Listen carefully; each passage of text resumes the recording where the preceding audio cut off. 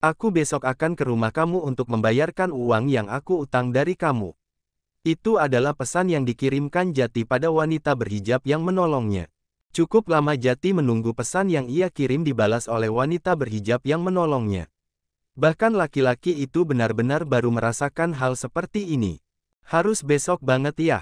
Itu adalah balasan dari Kara, yang langsung membuat Jati berjingkrak gembira. Rasa bahagianya mengalahkan ia menang taruhan balap motor. Rasa lelah, ngantuk dan juga marah pada sang papa langsung terobati saat itu juga. Ketika laki-laki itu mendapatkan balasan dari wanita yang sudah menolongnya. Bukannya kemarin bilang jangan lama-lama balikin uangnya. Ya udah besok, kalau bisa datangnya setelah duhur ya, aku pulang ngajar abis duhur. Oke, sip, balas Jati. Itu adalah balasan terakhir dari laki-laki. Tapi gimana kalau nanti papa dan mama tidak merestui aku dan Karayah? Gumam Jati dengan menatap ke langit-langit kamarnya. Bayangan wanita berhijab masih terus mengganggu kepalanya. Ini adalah pertama kalinya ia merasakan hal yang sangat aneh. Benar kata teman-temannya, ia adalah laki-laki yang selalu anti didekati oleh wanita, karena dalam pikiran Jati yang namanya cewek ya, manja dan juga hanya menyusahkan dirinya, tetapi Kara beda. Wanita yang menolongnya itu mandiri dan juga pekerja keras serta sayang dengan keluarga. Dan yang paling utama dia tidak takut hantu dan juga masakannya enak. Tanpa terasa laki-laki itu pun tertidur dengan pulasnya, apalagi hampir semalaman ia tidak bisa tidur dengan nyaman. Belum badan yang pada sakit karena tidur di atas papan yang tidak rata. Udah gitu ia yang datang ke markas Dekalongs dan niatnya ingin istirahat, marah teman-temannya pada rusuh, alhasil ia tidak bisa tidur dengan tenang. Jadi begini yang katanya mau nikah. Kelakuan masih sesuka sendiri. Pulang ke rumah hanya numpang makan enak dan tidur di tempat yang nyaman. Pagi-pagi Jati sudah harus mendengarkan ocehan dari sang papa. Tidak aneh sih, ini adalah alasan kesekian yang membuat Jati makin tidak betah untuk tinggal di rumah orang tuanya. Papa adalah orang yang benar-benar tegas, apa yang diucapkan dalam mulutnya laki-laki itu terus berkata yang kurang mengenakan baik pada anaknya, baik pada orang yang tidak mentaati peraturannya. Yah, contohnya Jati, ia sangat kenyang diceramahi terus oleh papahnya, alhasil laki-laki itu lebih suka hidup di luar rumah daripada dapat ceramah terus. Jati memicingkan matanya sebelah untuk melihat jam berapa sebenarnya, kenapa alarm alaminya sudah nyala. Apa Jati harus mulai kerja hari ini? Bukannya kata papa minta Jati untuk membawa wanita yang akan menjadi istri Jati agar papa tahu kalau wanita itu bukan hamil duluan seperti apa yang papa katakan, ucap Jati dengan malas. Laki-laki itu duduk dan bersandar di dashboard tempat tidur. Jadi kamu serius mau nikah? Kamu saja umurnya baru 20 tahun belum lengkap Jati, kamu benar-benar hanya ingin membuat beban baru sama orang tua kamu, geram Tommy dengan menatap tajam pada sang anak yang justru tetap terlihat santai dengan duduk dan tangan garuk-garuk kepala. Kematangan seseorang kan dilihat bukan dari umurnya Pah, bahkan yang lebih muda dari Jati juga banyak yang sudah nikah. Bukannya lebih baik nikah muda daripada nikah dalam usia matang, tetapi zina jalan terus, balas Jati dengan santai. Memang kematangan seseorang tidak dilihat dari usianya, tapi untuk usia seperti kamu, dan juga kamu yang masih terlalu muda dan belum punya penghasilan, yang ada istri kamu hanya akan menjadi beban papa dan mama, lebih baik kamu pikirkan lagi, ucap Tommy dengan bersiap ia akan pergi dari kamar anak sulungnya. Lama-lama di kamar anaknya Tommy bisa darah tinggi. Papa tenang saja, Jati akan tanggung jawab dengan semua yang terjadi dengan istri Jati nantinya. Meskipun Tommy sudah keluar dari kamar Jati, tetapi laki-laki itu yakin kalau papahnya masih mendengar apa yang ia katakan. Sedangkan ia yang melihat kalau jarum jam masih menunjukkan waktu yang masih terlalu pagi untuk bangun pun, memilih untuk tidur kembali. Urusan nanti papa atau mamahnya ngomel lagi, laki-laki itu sudah sangat hafal dengan kebiasaan sang papa yang selalu ngomel itu. Jadi ia akan kembali tidur, dan omelan bisa dipikirkan nanti. Dasar anak tidak tahu diri, papa heran sama anak itu, bisa-bisanya dia berpikiran kalau mau nikah usia saja baru 20 tahun, dan juga belum punya pekerjaan, tapi malah mau nikah, gerundel Tommy begitu turun dari lantai 2. Siapa yang mau nikah Pah? Tanya Iren dengan menyiapkan bekal untuk kedua putra dan putrinya sebelum nanti ia dan suami juga akan bekerja. Siapa lagi kalau bukan berandalan itu? Jati maksud papa. Emang yang dia katakan semalam benar kalau ia akan nikah? Tanya Iren lagi, wanita parubaya itu pun sama berpikir kalau Jati hanya iseng seperti jatuh cinta seperti halnya anak muda pada umumnya atau sering disebut dengan istilah cinta monyet. Taulah, nanti katanya dia bakal bawa kalaunya ke rumah ini, Papa jadi penasaran kayak apa sih wanita itu.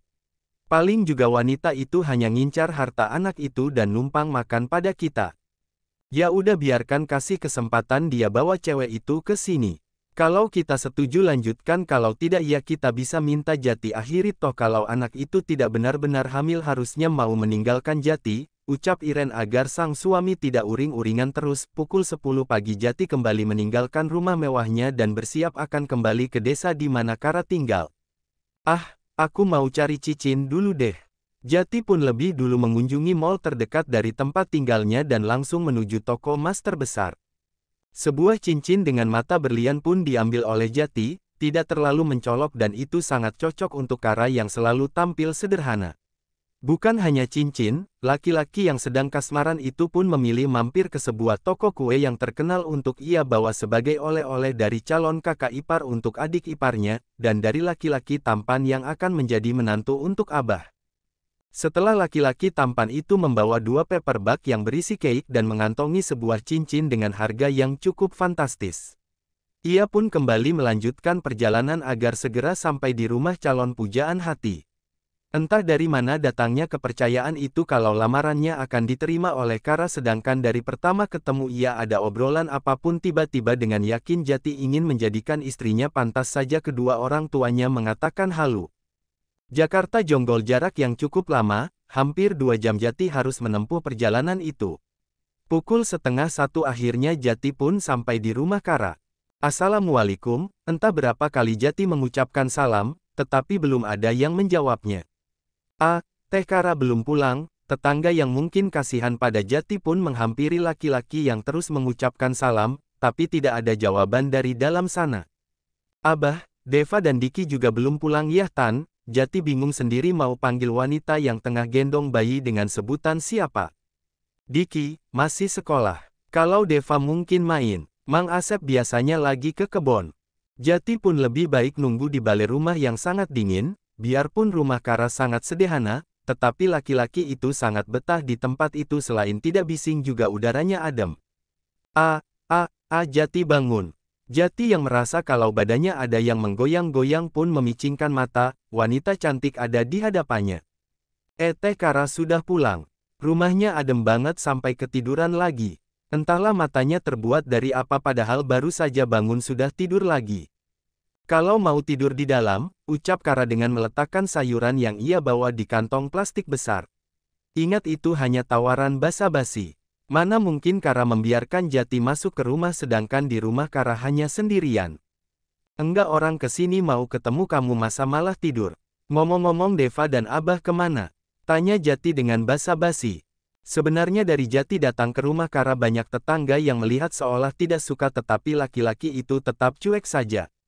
Abah di kebon, kalau Deva biasa paling main. Maaf ya kita duduknya di balai aja. Kara takut nanti bakal banyak omongan tetangga yang tidak enak, ucap Kara dengan menyuguhkan air minum untuk Jati, meskipun Jati sendiri membawa air dalam botol yang ia beli di jalan. Untuk kamu dan Abah serta Diki dan Deva. Jati memberikan cake yang ia beli, sengaja untuk sogokan agar lamarannya diterima. Apa ini ya? Ya Allah, ini pasti harganya mahal.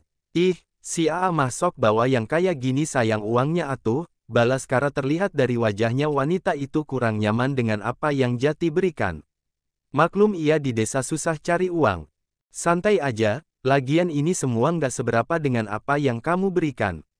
Kalau bukan kamu yang bantu malam itu mungkin aku nggak bakal bisa pulang lagi deh ke rumah, atau bahkan hal buruk sudah terjadi dengan aku. Kalau gitu terima kasih banyak ya.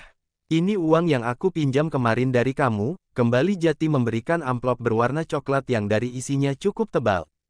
Kara segera mengambil amplop yang diletakkan di hadapannya oleh Jati. Ya Allah, Jati, ini bukan uang yang dipinjam dari Kara. Wanita berhijab itu kembali menyodorkan uang yang bagi Kara terlalu banyak. Tidak apa-apa Kara, aku ikhlas. Jati kembali menyodorkan uang yang totalnya ada 10 juta. Bayangkan saja Kara meminjamkan uang 150.000, tetapi dikembalikan 10 juta, bagaimana wanita itu tidak langsung kaget? Ini bukan hak Kara. Kara nggak mau nanti ada hutang budi. Sebenarnya kedatangan saya ke sini ada maksud lain, ucap Jati membuat Kara bingung dengan ucapan laki-laki tampan yang ada di hadapannya. Maksud lain? Maksud apa? Tanya Kara dengan wajah yang semakin bingung dan cemas.